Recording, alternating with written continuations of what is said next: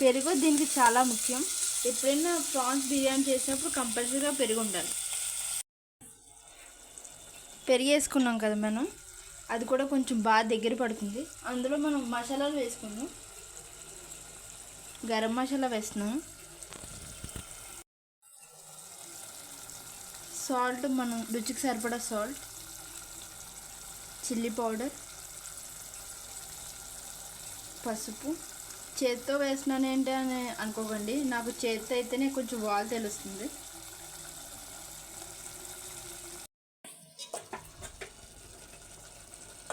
మసాలాలన్నీ బాగా మిక్స్ అయ్యే వరకు కొంచెం మిక్స్ చేసుకున్నాం.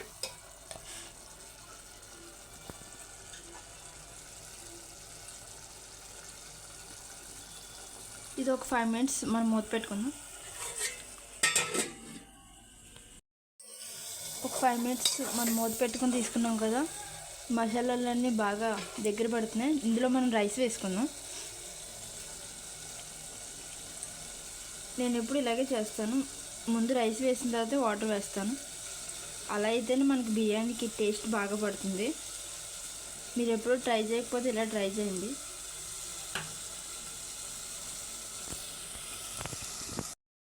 మనం రైస్ వేసుకున్నాం కదా, కొంచెం ఒక్క 5 minutes అలా మగ్గపెట్టి వాటర్ వేసుకుందాం. అలా వేసుకుంటే చాలా ఫ్లేవర్ బాగా పడుతుంది బిర్యానీ కూడా.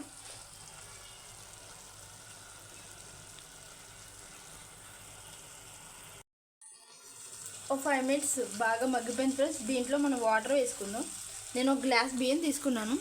గ్లాస్ బియ్యానికి గ్లాసున్నర కదా, గ్లాసున్నర వాటర్ వేస్తున్నాను.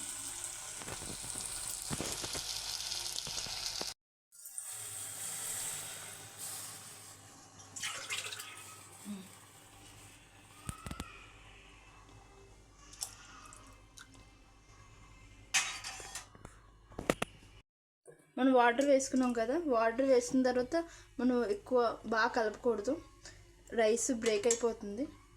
మనం మూత పెట్టేసుకుని దీన్ని దమ్ చేసుకుందాం. ఒక పావుగంట సేపు ఇది మగ్గాలి.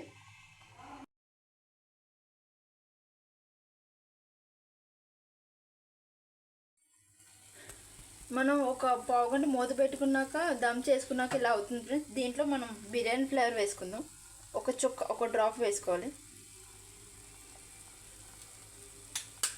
తర్వాత మనం పుదీనా, కొత్తిమీర, కరివేపాకు పైన వేసుకుని గార్నిష్ చేసుకుని రెడీ చేసుకోవడమే.